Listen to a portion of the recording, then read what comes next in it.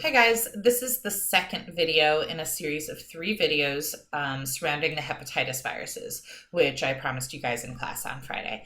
In this video, I'm going to cover HBV and HDV together, not because they're oh so similar, but because you don't have HDV without HBV infection, so it makes sense to cover them together.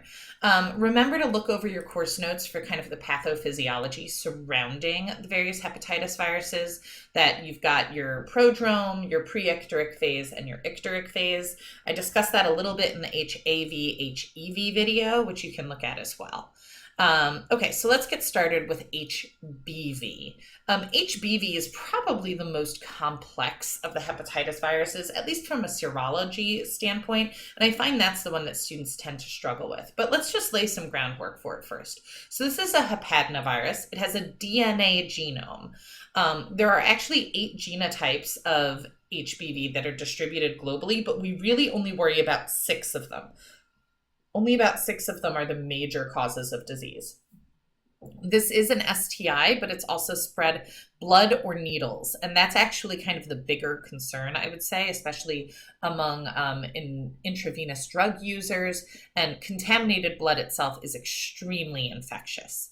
It has a very, very prolonged incubation period. And once it gets started, it's a very insidious start to the icteric symptoms that can kind of stretch out. So the median incubation period is about 3 months, and then you get this kind of prolonged disease before you actually see kind of larger symptoms.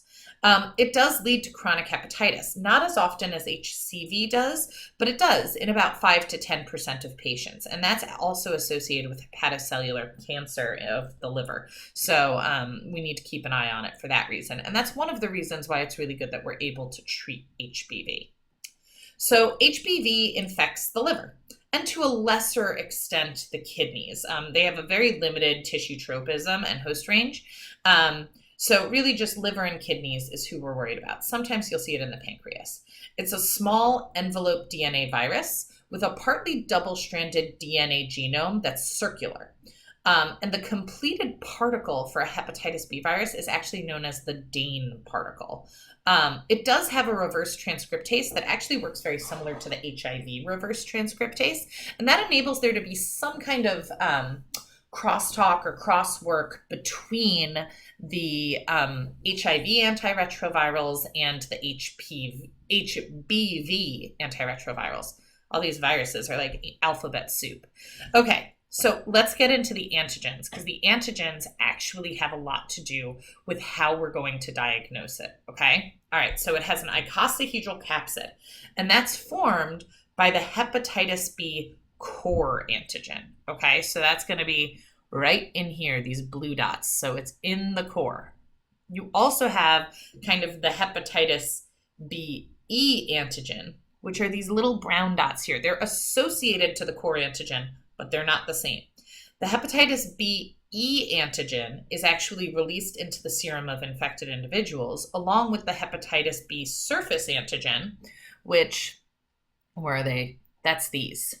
So these orange, and there's actually 3 types, small, medium, and large. So it'll be L, M, or S, respectively, for large, medium, small. And all of those can also come out in the serum of infected people. And they often actually outnumber the actual virions. So you'll see more surface antigen than you will see Dane particles. But the icosahedral capsid also is incredibly stable. And that's also why it's able to be so infectious in blood products. Okay, so how are we actually going to cause disease? Well, for this, let's talk a little bit about its replication. So first, it's going to begin replicating within about 3 days of exposure. And the symptoms are going to occur as a result of the acute or a chronic infection. So you can have an acute infection that leads down this icteric phase pathway, or you can have a chronic infection that suddenly kind of takes off and now we're seeing more disease. So you're going to have a viral nucleocapsid enter the cell where the viral genome is delivered. You can go through the notes to kind of find the rest of this, but basically once it goes through the cell wall, you're going to have DNA strand synthesis that leads to mRNA and genome length RNA, or vRNA. The mRNA is going to go to the cytoplasm for translation. In the cytoplasm, it's going to be packaged into the capsid and used as a template for making the cDNA by reverse transcription. The second strand DNA is started off for the cDNA template, and then you get assembly of the virus. And then it's going to bud from the cell. And that's kind of key. It's budding from the cell. It's not destroying the hepatocyte. That's a kind of constant thing that's happening in hepatitis here. We're not seeing damage to the hepatocytes by the virus kind of exploding out of the cell. The virus is being released from the cell and not causing any damage. It's the immune response that's actually leading to damage. So we might not see symptoms start as a result right away, because they can actually show up for up to 50 days and are primarily caused by the immunopathology. So remember, acute or chronic infection can lead to disease. You can also have asymptomatic disease where the virus is just replicating, but the immune response is kind of ignoring it. And that's okay for now until it leads to cancer later. Okay, so infection is going to proceed kind of relatively undisturbed for a fairly long period of time without liver damage. And you'll see eventually the liver damage because you'll see ALT, AST, and alkaline phosphatase rise, and you'll also begin seeing symptoms. Eventually, you're going to get buildup of the hepatitis B surface antigen in the hepatocytes. And that's what's actually going to lead to that cytopathology of the characteristic ground glass that's often shown on STEP. Remember, I came to classrooms and I said that it kind of looks like you took pink Himalayan sea salt and sprinkled it across hepatocytes that were on a glass slide. It's just that grainy appearance, right? Okay, so we're actually going to get disease once again because of the cell-mediated immunity and inflammation. So you're going to have interferon, you're going to have CD8 T cells, CD4 T cells, NK cells, all destroying your hepatocytes, which sounds really bad, except for the fact that poor cell-mediated infection actually leads to chronic infection. And chronic infection is also bad. But that also makes sense for why we see higher chronic carriage in younger individuals. So the older a person is, the less likely they are to become a chronic carrier. So if they're exposed to the virus at a perinatal age, more than 90% of children will become chronic carriers. If they're infected 1 to 5 years of age, about 30 to 50% become chronic carriers. Adult infection, only about 5% will become chronic carriers. So that's why that CMI is kind of important. Okay, so what happens if we get infected for a really long time? Well, first off, we're going to see chronic infection anytime we see a lot of hepatitis B antigen for greater than 6 months. And chronic infection is going to lead to those exhausted anergic T cells. So exhausted cells, what's the marker for that? Anyone remember? 3, 2, 1. Was it PD1? Did you guess it? Yes, PD1 is a marker for exhausted T cells. Anergic cells might express like CTLA4 or they might lack co-stimulation. And then that's going to further hamper the ability of the body to fight against the virus. Initially, early in infection, you have IgG that shows up. I shouldn't say early, but within a couple months, you have IgG that shows up. And that will actually fight the HB surface antigen pretty effectively at first. So effectively that you won't see anything, and that's known as the window. But later on, as these antibodies and antigens duke it out, you can actually get immune complex disorders, so kind of type 3 hypersensitivities, where you get binding of these immune complexes depositing throughout the body, and that gives you vasculitis, arthralgia, rash, and eventually renal damage. So it can be pretty deleterious. Okay, so what are our clinical syndromes? Well, HBV can cause acute or chronic, symptomatic or asymptomatic disease. Which of these occurs seems to be determined by the person's immune response to infection. So acute infection, typically presentation is less severe in children than adults, and maybe even asymptomatic. Why? Because they don't have any immune response. Patients are going to pass through the prodrome, pre-icteric, or icterate and convalescent period, and 90% of the patients are going to resolve and wind up immune and have no further problem. 1% of them will develop fulminant hepatitis, which is where that immune response is just so overwhelming. And then about 9% of them are going to maintain expression of that hepatitis B surface antigen for greater than 6 months.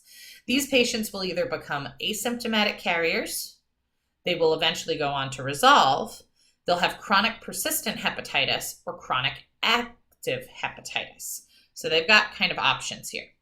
With the chronic persistent hepatitis, eventually they might wind up with some of those things I mentioned about type 3 hypersensitivities, like arthritis, glomerulonephritis, just as the IgG binds the surface antigen.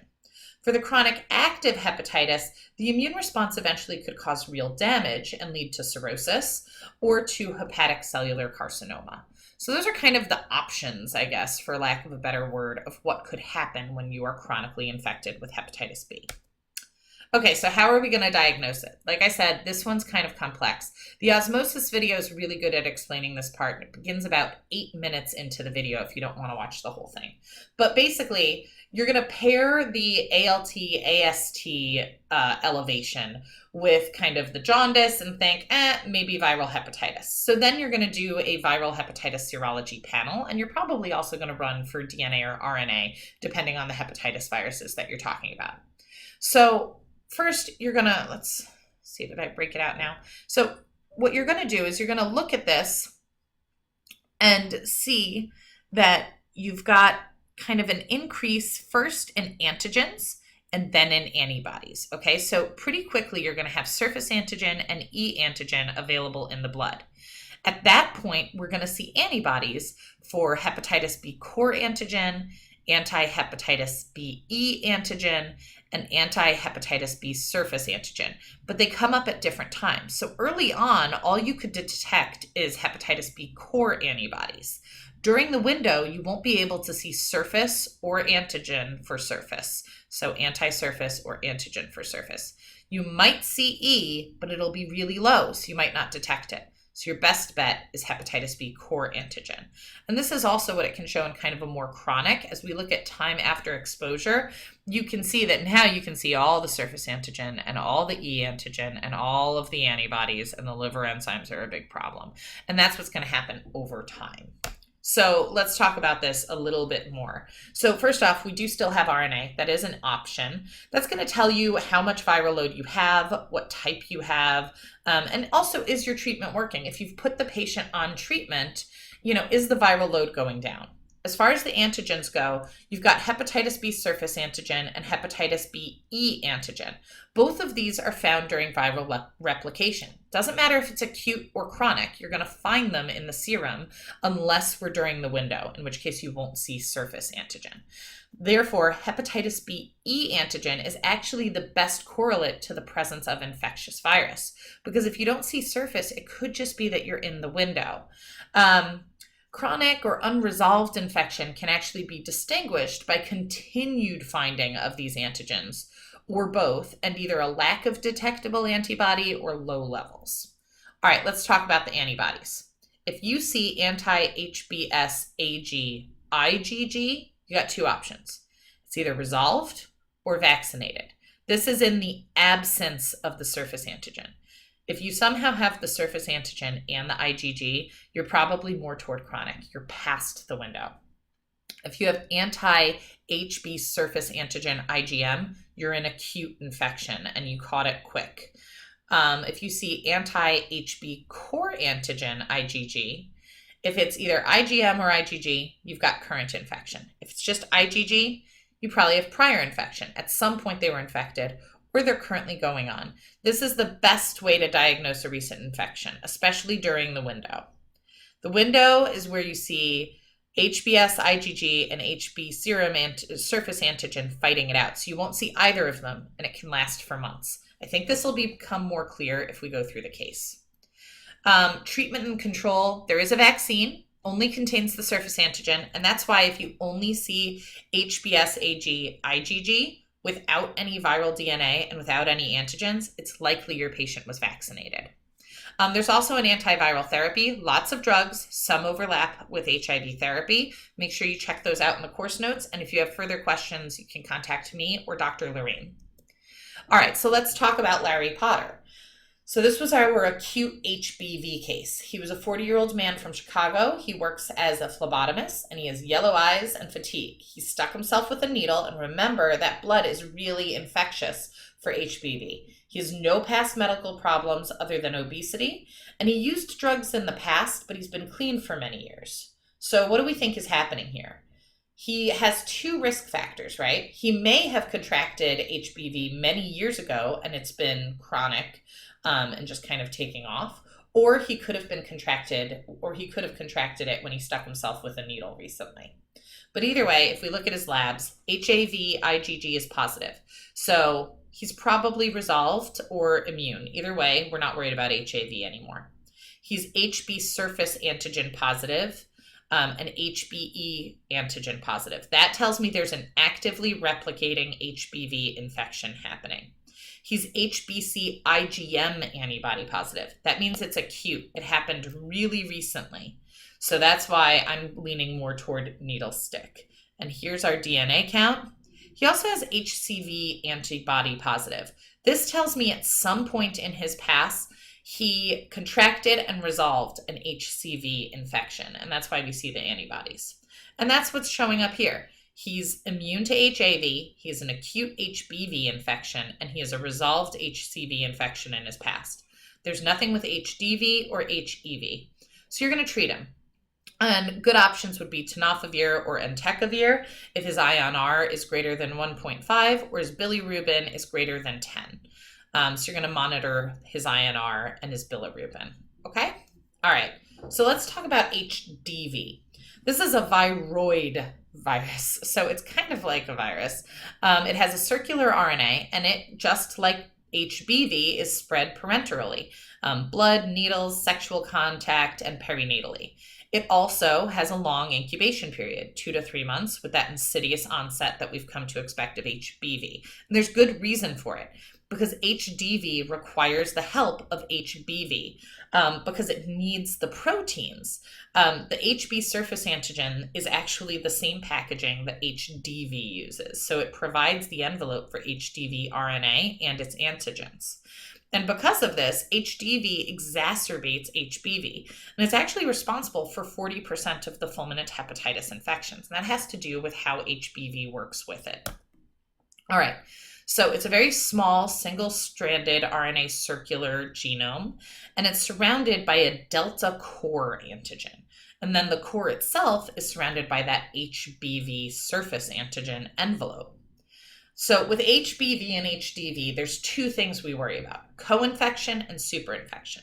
Co-infection occurs when you get HBV and HDV at the same time. It's pretty unlikely that a patient with HBV and HDV will go to chronic. It's also less likely to develop fulminant hepatitis with this. Superinfection, though, is when you've had HBV for a long time and then you contracted HDV. These patients are very likely to have chronic infection because, one, they needed HBV to be chronic. Two, some of the antigens, the cells are probably already exhausted too. And three, the HDV is going to further ramp up the immune response and cause more damage to the liver. And that's why we see more fulminant hepatitis. So what are we going to do for treatment? This is sticky. So first off, to diagnose it, we're just going to look for antibodies to HDV. That's really all we do. Treatment is really complicated. The only approved antiviral is PEG interferon. But PEG interferon is a nasty drug, and it's highly toxic. So really, you're going to watch and wait and hope. And then if the patient recovers and does not develop fulminant hepatitis, you might treat their HBV just to kind of remove that potential from their future. Okay. Helen Ripley was our patient for this. She had an HBV/HDV superinfection. So she's a 37-year-old civilian advisor to the U.S. Colonial Marine Corps. She's got the yellow skin, confusion, vomiting, abdominal pain. She had a history of Hep B, but she didn't get treatment.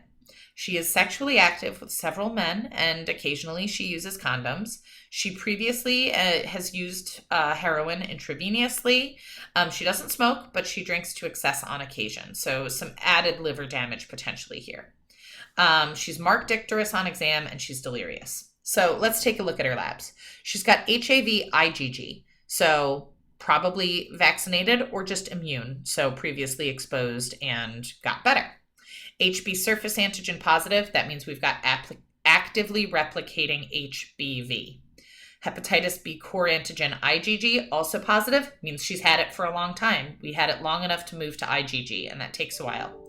HbE-Ag, positive, again, actively replicating HBV. HBe antibody, positive, again, just tells us she's had it for a while. Surface antibody positive, again, had it for long enough that we've got both now. So we're outside the window and the surface antigen is winning. So we can detect the antibody, but surface antigen is so high that it's not doing anything at this point. HBV DNA, pretty high. HCV antibody, she had it at some point and she resolved HCV. HDV, IgM, or IgG positive, there's your super infection. So she was chronic for HBV, she contracted HDV, now we're worried. So she's immune to HAV, she has a chronically active HBV infection. The HCV antibody that's positive tells us she has a resolved HCV infection. The HDV is an acute infection that's causing the liver damage, and she's managed to escape HEV so far. All right, that's all I've got on HBV and HDV. I'll make another video for HCV.